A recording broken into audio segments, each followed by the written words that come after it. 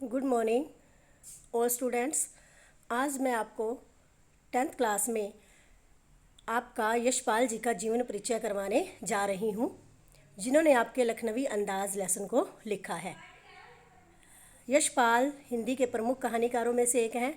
इनका जन्म 3 दिसंबर 1930 को पंजाब के फिरोज़पुर छावनी में हुआ था। 1921 में इन्होंने फिरोज़पुर में अपनी मैट्रिक की परीक्षा उत्तीर्ण की। ये प्रथम आए उसमें। 1921 में इन्होंने स्वदेशी आंदोलन में भाग लिया। उसके बाद उन्होंने जो प्रथम आने पर इन्हें छात्रवृत्ति मिली उसको ठुकरा दिया। सरकारी कॉलेज में एडमिशन भी नहीं लिया, इन्होंने अपना दाखिला नहीं करवाया वहाँ पे।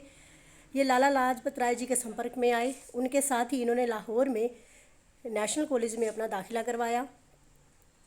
वहाँ से वो भगत सिंह, सुखदेव और राजगुरु के संपर्क में आए। कॉलेज के जीवन था जो इनका विद्यार्थी जीवन, उसमें ये क्रांतिकारी बन गए।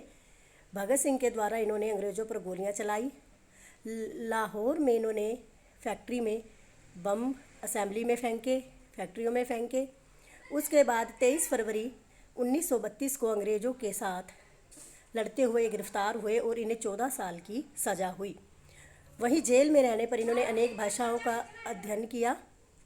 बांग्ला भाषा, फ्रेंच, इन सभी भाषाओं का अध्ययन किया। कई कहानियाँ लिखी।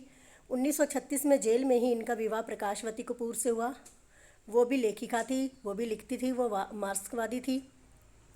इन्होंने अपने जीवन काल में बहुत सी रचनाओं का वर्णन किया, जैसे पिंजरे की उड़ान, वो दुनिया, तरक की तूफ़ान, उत्तराधिकारी, चित्र का शीर्षक, ठीक है।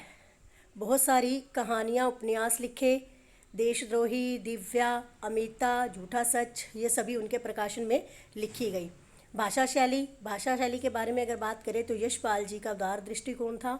उन्होंने उर्दू, अंग्रेजी आदि भाषाओं का अध्ययन किया, उन्हीं में अपनी रचनाएं लिखी। लखनवी अंदाज में इन्होंने उर्दू, संस्कृत भाषाओं का प्रयोग किया है। इन्हें किसी भी भाषा से कोई परहेज नहीं था, चाहे वो अंग्रेजी हो, उर्दू हो।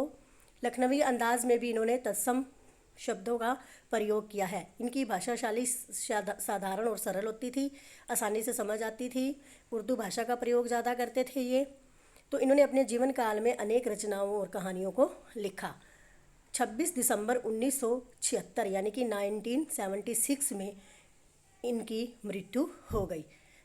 आप सभी बच्चों ने इनका जीवन परिचय अपनी नोटबुक पर राइट करना है और लर्न भी करना है। धन्यवाद।